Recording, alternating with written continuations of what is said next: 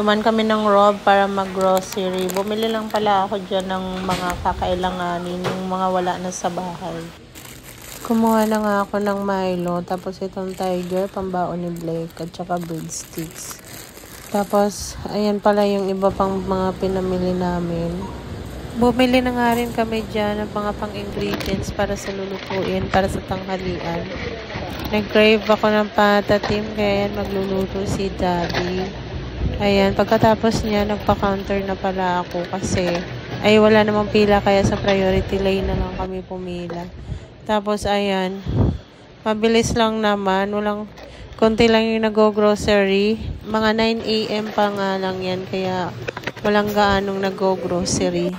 Pagdating ng bahay, nagluto na nga si Daddy ng patatim. Tapos ayan pala yung ulam namin ng tanghalian. Medyo matagal-tagal na rin kami hindi nakapagpatatim. Yun lang, bye-bye na.